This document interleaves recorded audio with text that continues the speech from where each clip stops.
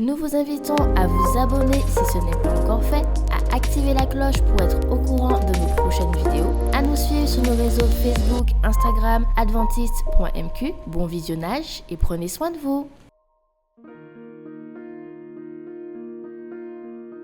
Vous avez besoin d'aide. Vous souhaitez vous entretenir avec un pasteur, un psychologue, un conseiller en relation d'aide.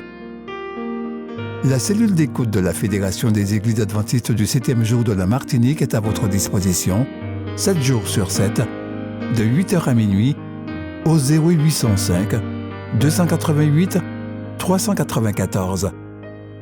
Cet appel est gratuit.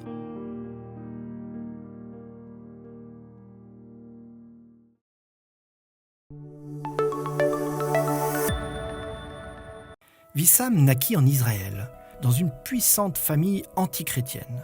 Lorsque sa sœur alla en Europe pour ses études et devint chrétienne, sa famille ordonna à Wissam de la tuer. Mais au lieu de cela, Wissam alla rendre visite à sa sœur en Europe et tenta de la convaincre d'abandonner sa nouvelle foi. Au cours de sa visite, sa sœur lui suggéra de rester en Europe et d'étudier au séminaire de Bogenhofen, une école adventiste d'Autriche. Wissam accepta dans l'espoir de convertir des chrétiens à sa religion.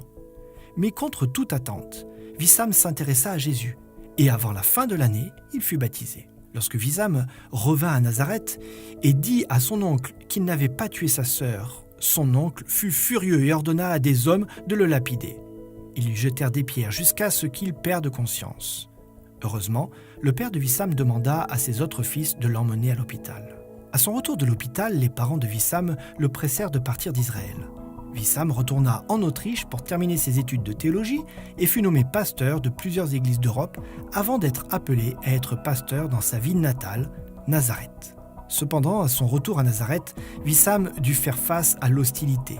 Ses cousins amenèrent toute une foule pour l'attaquer, mais Wissam refusa de se battre. Alors qu'il se détournait de ces hommes, l'un de ses cousins leva sur lui un couteau dangereux et le poignarda dans le dos.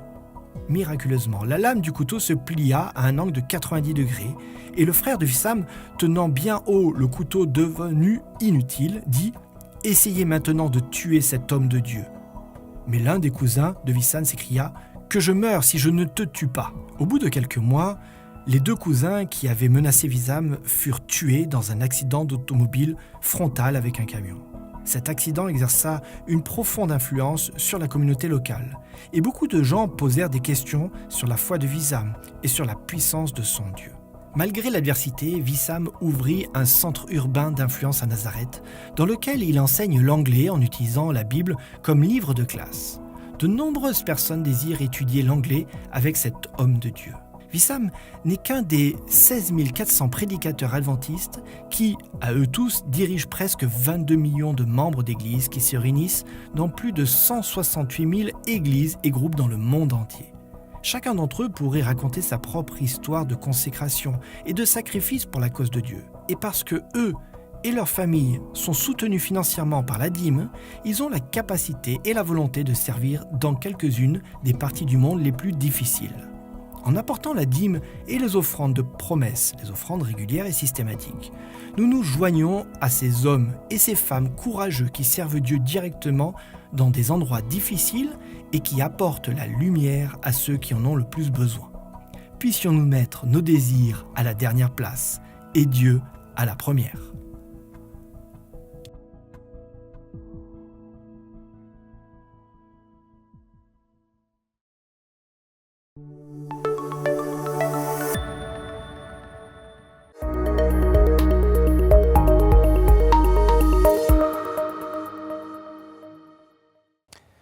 Bonjour à vous tous qui avez pris le temps de vous connecter pour adorer en ce jour où Dieu doit être exalté.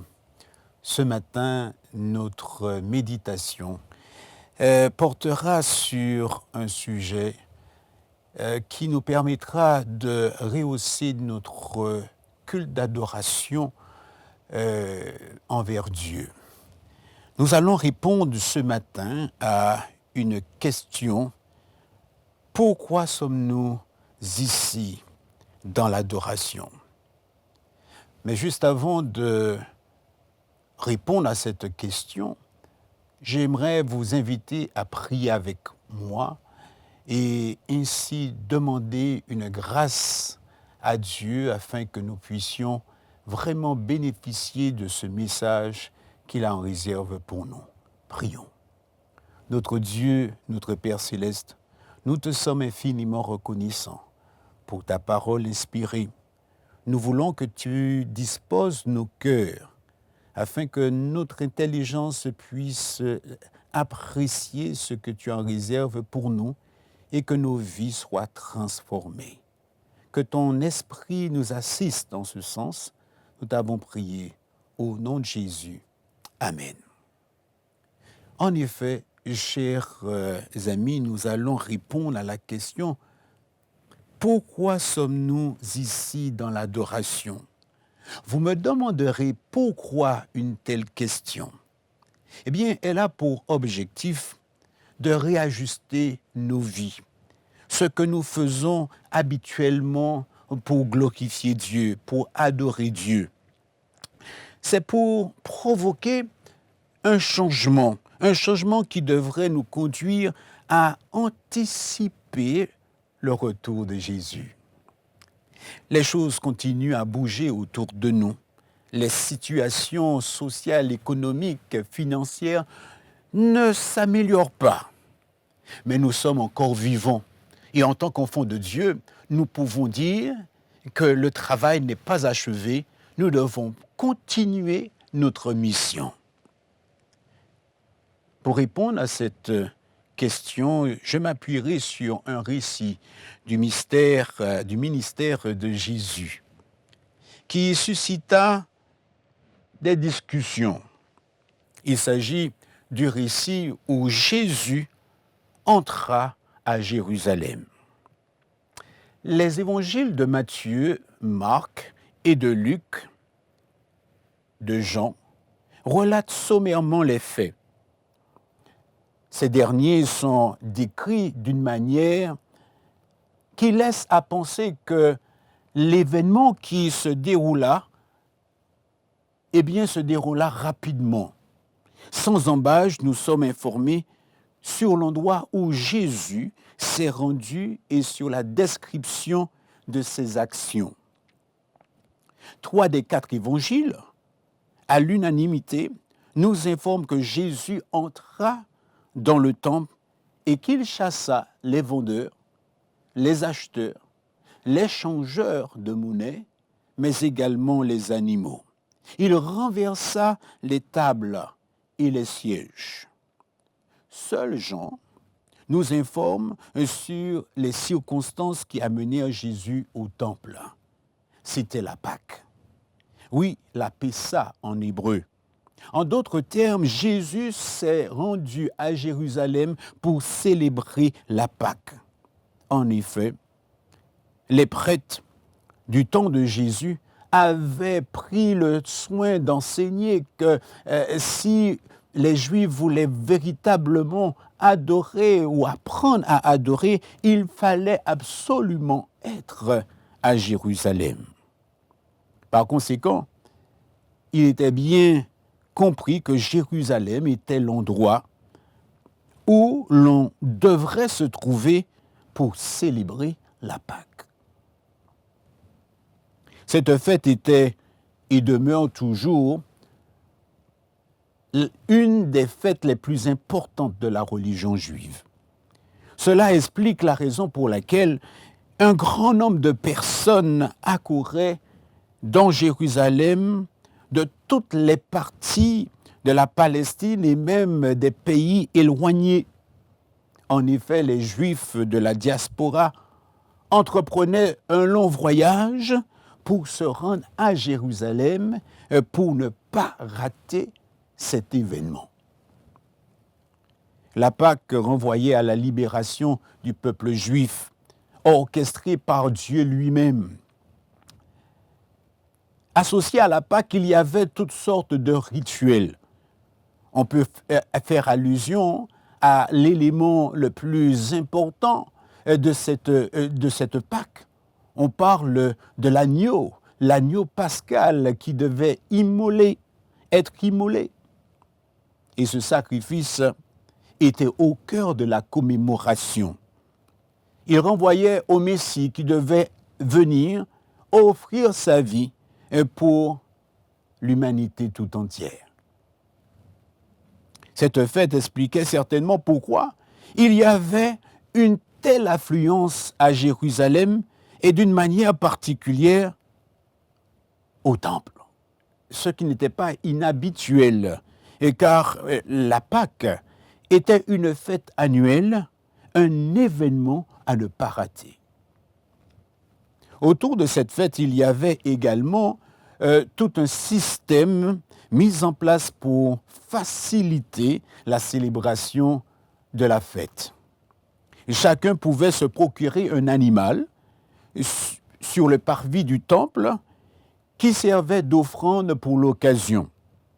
L'esprit de prophétie explique que pour la commodité de ceux qui ne pouvaient apporter avec eux les victimes qui devaient être offertes en sacrifice comme symbole du grand sacrifice, des animaux étaient achetés et vendus dans la cour extérieure du temple.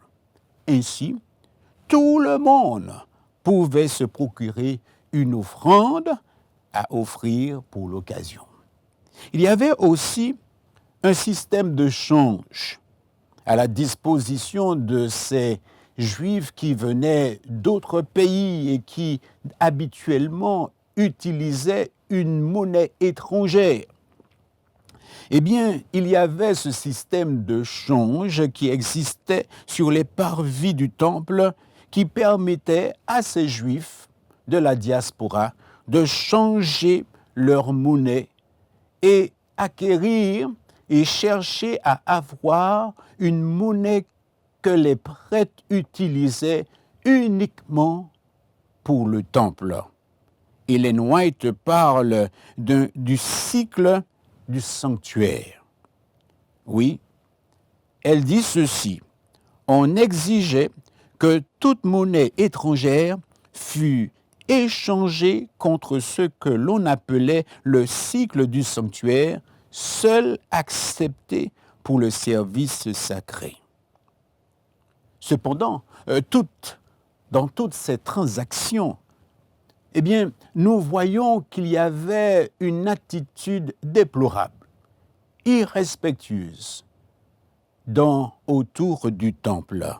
Toutes ces transactions donnaient lieu à de nombreuses malversations, dans une atmosphère où l'adoration n'y était pas. Les vendeurs exigeaient des sommes exorbitantes pour la vente des animaux. Et pour s'assurer qu'ils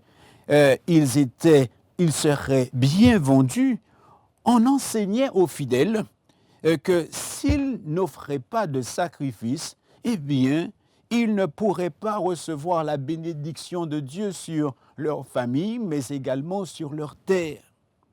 Ainsi, les adorateurs qui ne voulaient pas retourner chez eux sans la grâce du Seigneur, sans la bénédiction de Dieu, eh bien, étaient prêts à payer le prix fort pour recevoir cette bénédiction et quitter les lieux.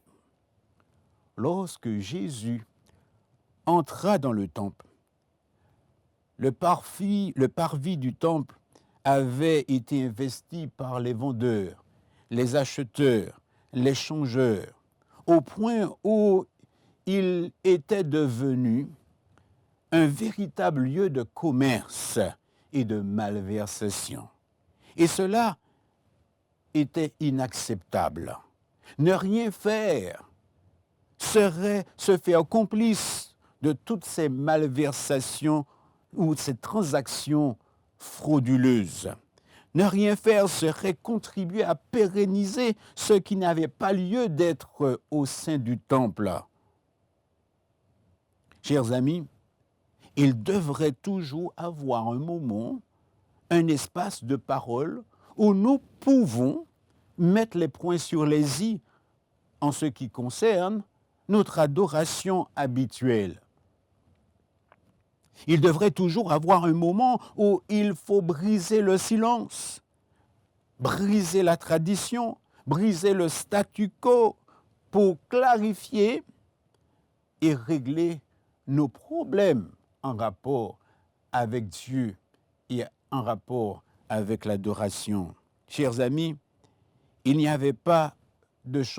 aura pas de changement possible sans oser sonner la cloche pour avertir des dérives observées, sans manifester notre indignation. Il n'y aura pas de changement. Parfois, il faut le provoquer. Jésus, face à ce désordre, chers amis, ne pouvait pas cautionner et ne pouvait pas être inactif. Parfois, on a l'impression que c'est en gardant le silence qu'on sera sans reproche, qu'on sera saint, irréprochable. Ce n'est pas le cas. Le temple était profané. Il fallait donc faire quelque chose. Et c'est ce que Jésus fit. L'apôtre Jean nous informe que Jésus fit un fouet avec des cordes. Il les chassa tous du temple, les vendeurs, les acheteurs, les changeurs ainsi que les animaux. Il renversa les tables et les sièges. L'imagination humaine nous conduit à croire que Jésus était en furie, qu'il manifestait son indignation par rapport au spectacle qui lui était donné. Vous conviendrez avec moi qu'il y avait de quoi. Comment pouvons-nous expliquer ce qui passait, ce qui se déroulait, ce qui se passait sur les parvis du temple?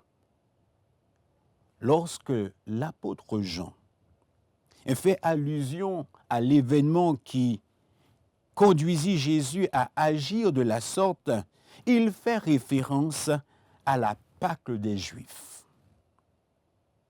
C'est à croire que les Juifs étaient à l'origine de la Pâque. En réalité, il n'en était pas une réalité.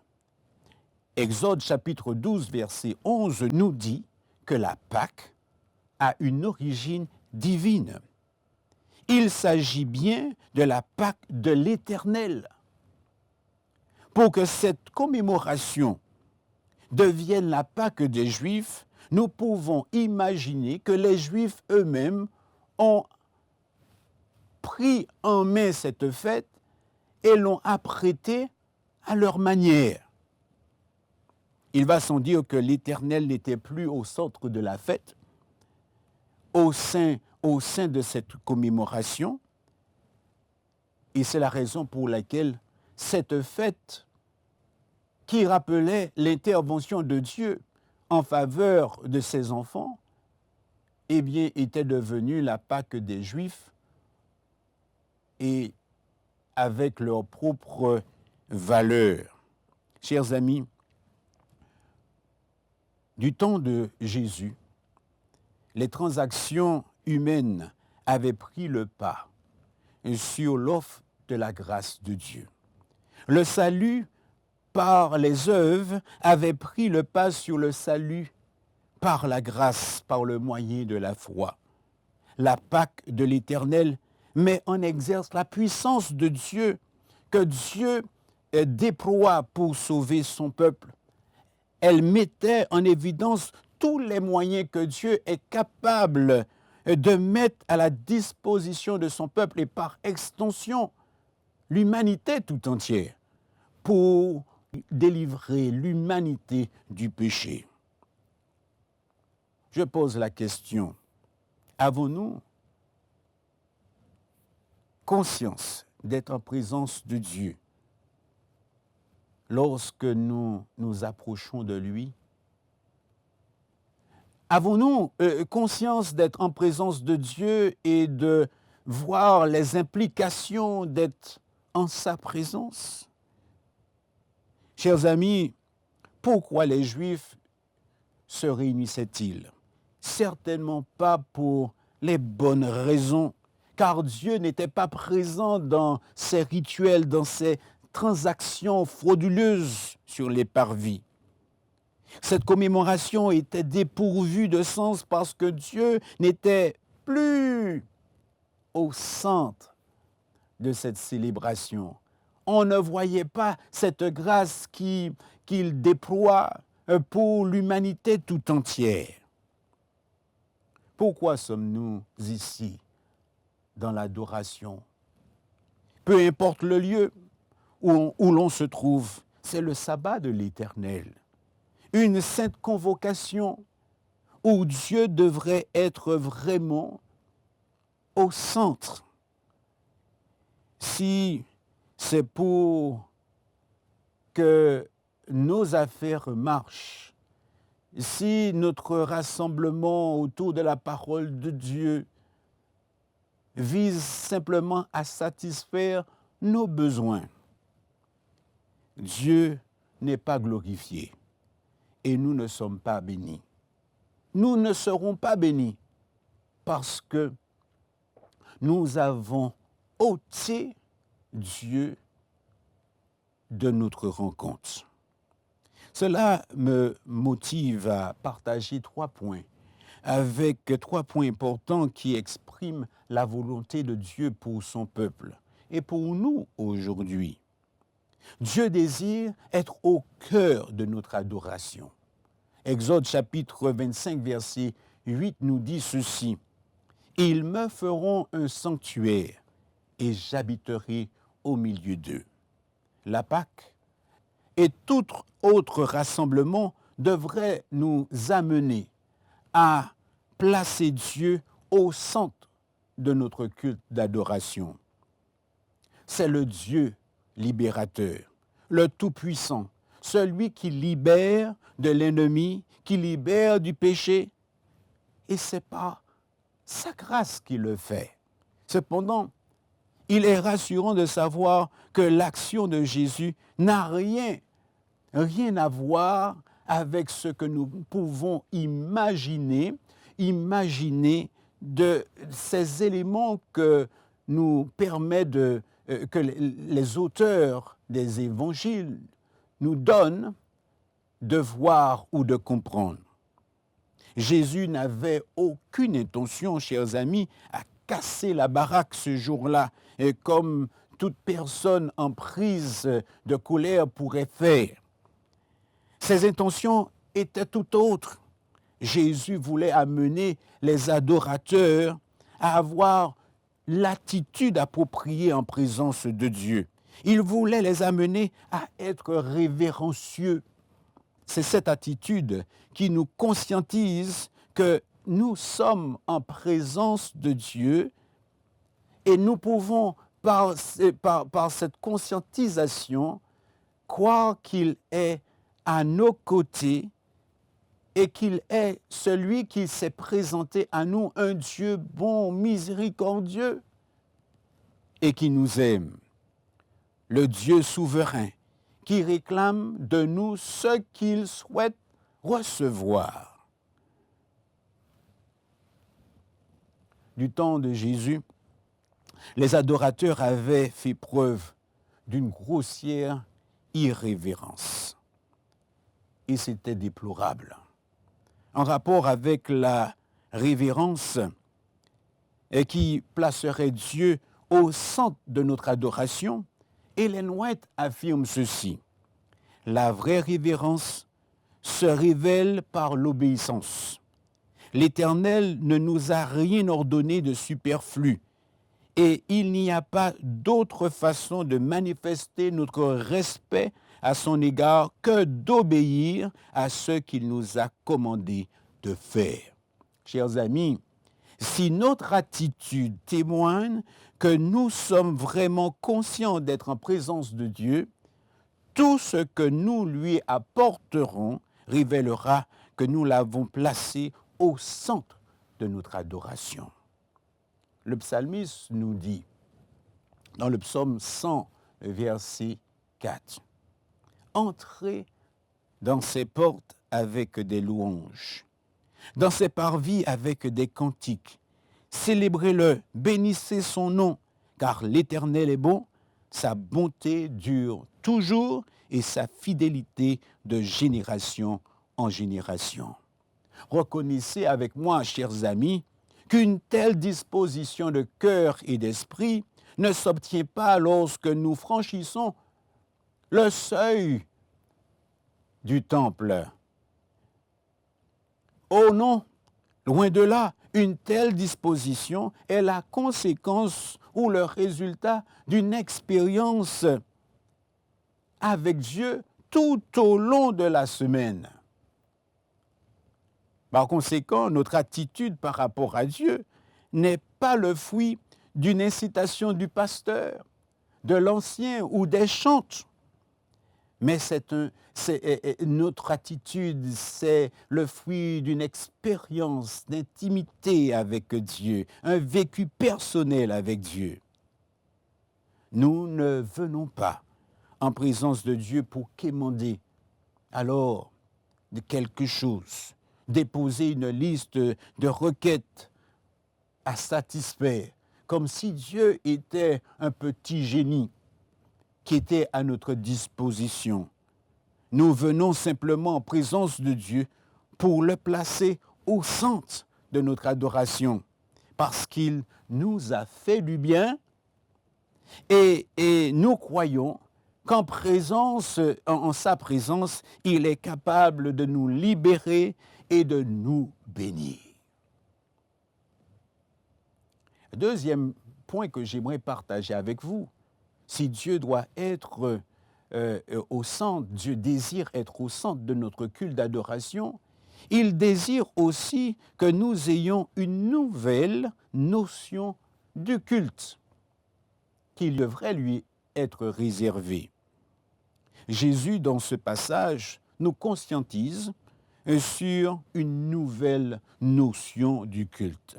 Il ne se focalise pas sur l'événement qui amène Jésus à Jérusalem, en l'occurrence la Pâque. Jésus porte son intérêt sur le temple, sur sa raison d'être, cet édifice qu'il appelle la maison de prière. Pour bien comprendre les intentions de Jésus face au comportement odieux des dirigeants et du peuple, il est nécessaire d'aller plus loin, aller au-delà de cette description qui nous est donnée de ce qu'il fit au sein du temple. Prenez avec moi l'évangile de Marc, qui nous dit ceci. Et il enseignait et disait, n'est-il pas écrit, ma maison sera appelée une maison de prière pour toutes les nations, mais vous en avez fait une caverne de voleurs. Marc chapitre 11, le verset 17. L'objectif de Jésus, chers amis, était d'enseigner. D'où la question, n'est-il pas écrit? Ma maison sera appelée une maison de prière pour toutes les nations. Lorsque l'on enseigne, le premier objectif est de partager, c'est d'accompagner, c'est d'instruire, c'est de corriger, mais surtout pas mettre à dos intentionnellement ceux qui doivent recevoir les enseignements. Jésus voulait, par ses actions et ses paroles, désapprouver certainement ce qui se déroulait au temple, mais aussi rappeler la norme d'un culte acceptable aux yeux de Dieu. Jésus, en parlant ainsi, citait directement un passage de l'Ancien Testament, Ésaïe chapitre 56, le verset 7. Je les amènerai sur ma montagne sainte, et je les réjouirai dans ma maison de prière. leurs holocaustes et leurs sacrifices seront agréés sur mon autel, car ma maison sera appelée une maison de prière pour tous les peuples. Les versets précédents révèlent de ce passage, révèlent qu'il est question des bénédictions que Dieu réserve à ceux qui gardent ses sabbats ainsi que ses préceptes, bien qu'ils ne soient pas vraiment valorisés par l'ensemble des croyants. Oui, ces passages révèlent que Dieu tient à bénir tous les adorateurs et d'une manière particulière, même ceux qui ne sont pas considérés comme dignes.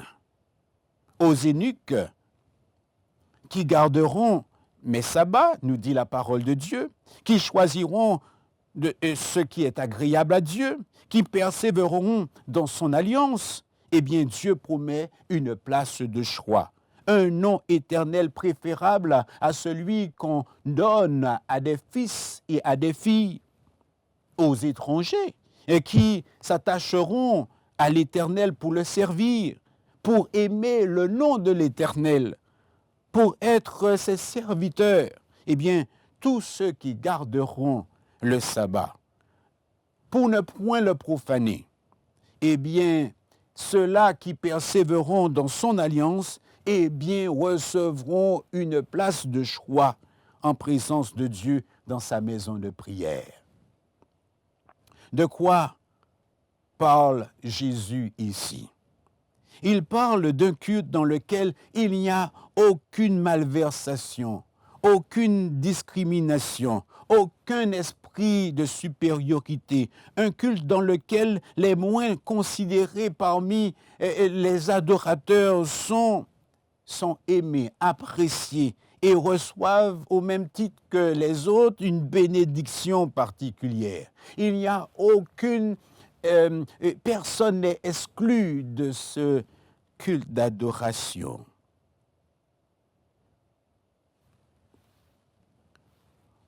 Dans cette maison de prière, on constate que la prière est présentée comme l'acte essentiel, sachant que les hommes et les femmes, les individus sont sur le même piédestal, la prière est présentée comme l'acte essentiel du culte. Reconnaissez avec moi qu'un tel culte nous place en présence de Dieu car il est notre salut. Il est notre salut, le salut de toute l'humanité. La prière est le moyen par excellence pour nous détourner de nous-mêmes et nous focaliser sur Dieu. Et comme l'a écrit Ellen White, et sur la prière, elle dit la prière ne fait pas descendre Dieu jusqu'à nous, elle nous élève jusqu'à lui. La prière est aussi le moyen où nous reconnaissons que tous les hommes sont égaux devant Dieu. Les différences entre hommes deviennent secondaires car Dieu est au cœur de la prière. Tous reconnaissent que le salut n'est qu'en lui. Il suffit de croire et de le vivre. Chers amis, lorsque Dieu est véritablement au cœur de nos prières, nous ne prions pas pour recevoir des bénédictions ou par intérêt. Nous prions parce que Dieu bénit tous ceux qui font sa volonté. Nous ne sommes pas en transaction avec Dieu, mais nous lui offrons ce qu'il nous a donné et nous nous attendons avec anticipation ce qu'il a promis. Pouvez-vous vous imaginer un culte où la prière ne serait pas sous la forme d'un hors-d'œuvre, mais serait semblable à un plat de résistance? Si Dieu identifie sa maison comme une maison de prière, pourquoi cela devrait-il être autrement? la complexité de ce que nous vivons au quotidien nous laisse penser que seul un peuple entièrement engagé dans la prière, où Dieu est au centre, où sa volonté est recherchée, pourra changer le cours de son existence. Avez-vous fait le compte sur la manière dont vous adorez, dont votre culte est articulé? Si la prière n'est pas la clé, le centre même de votre culte à Dieu, si la prière n'est qu'un simple accessoire, il est encore temps aujourd'hui de changer. Chers amis, si nous devons avoir une nouvelle notion du culte à Dieu, dans laquelle la prière est un élément clé, notre prière ne pourra pas être semblable à celle que nous faisons d'habitude.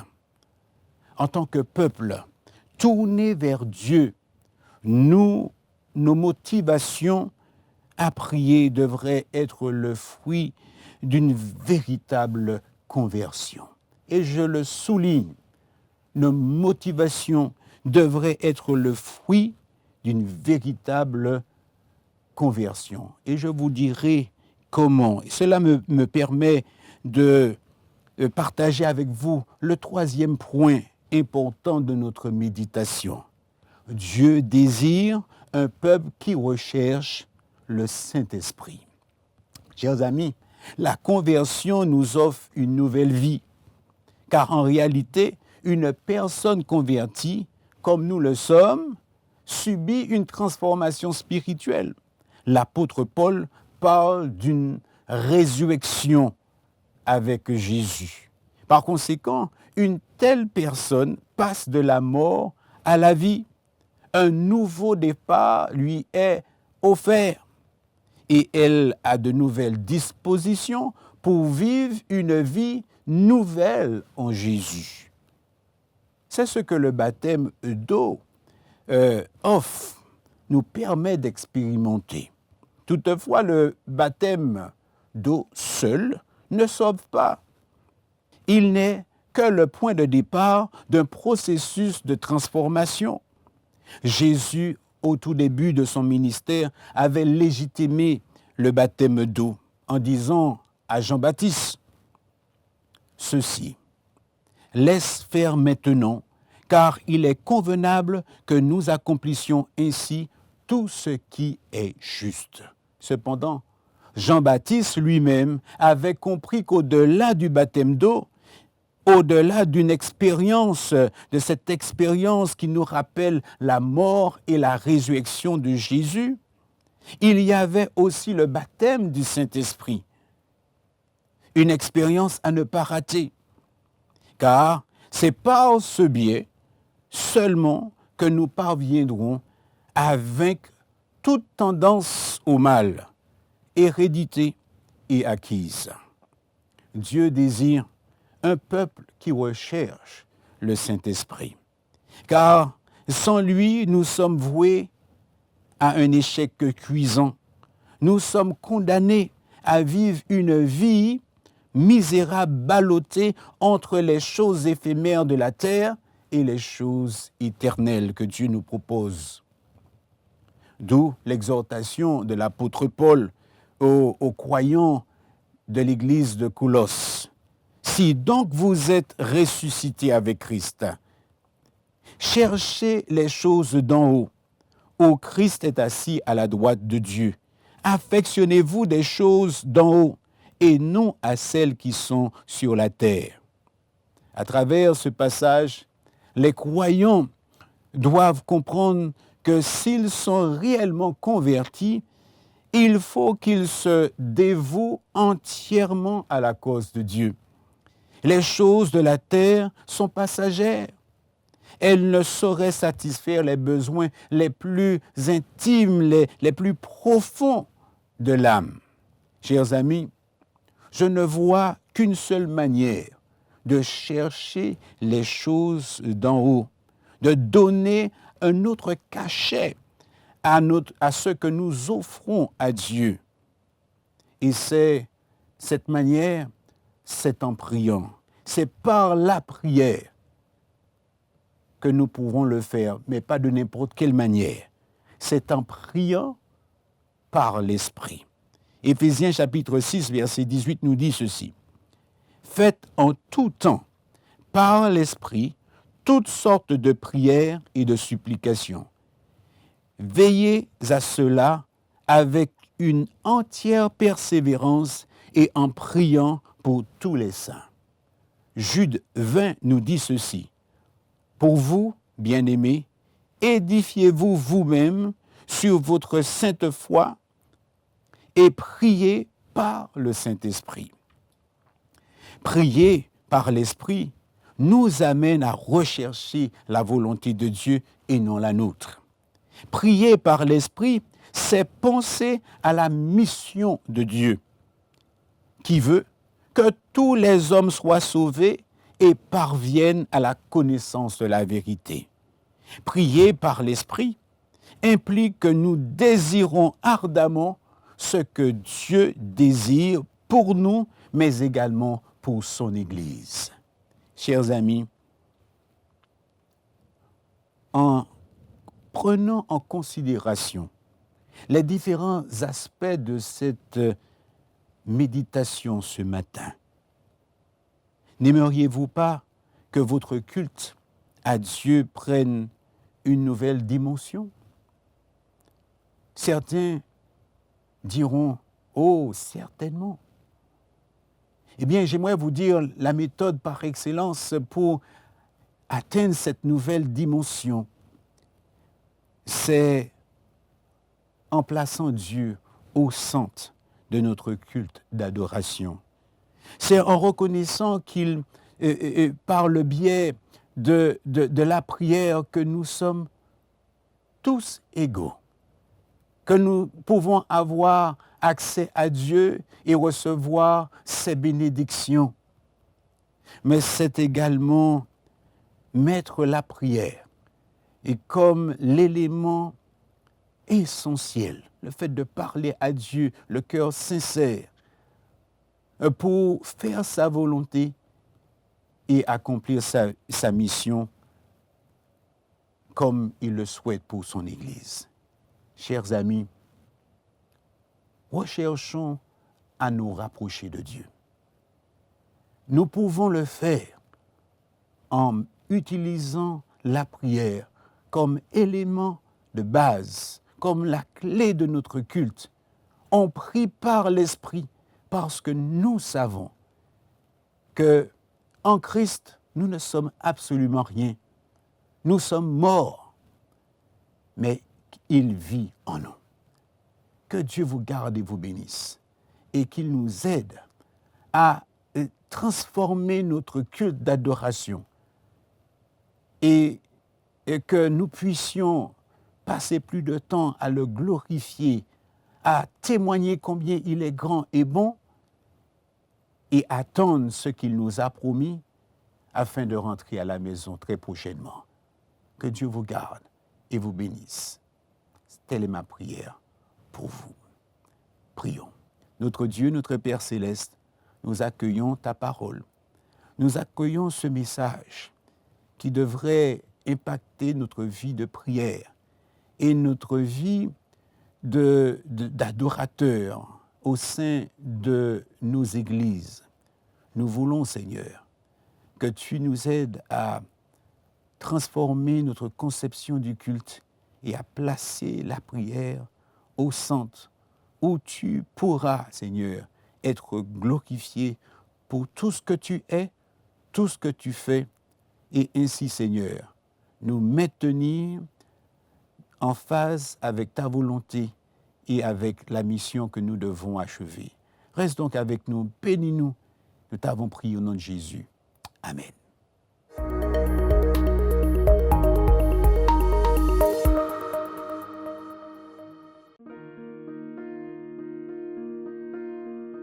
Vous avez besoin d'aide.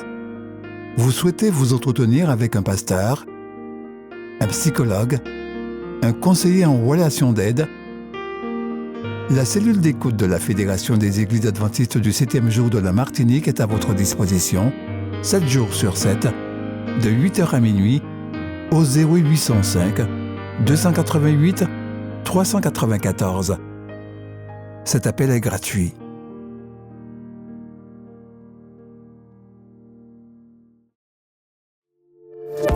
N'oubliez pas de vous abonner si ce n'est pas encore fait, de liker et de partager avec vos amis si cela vous a plu. À bientôt pour une prochaine vidéo.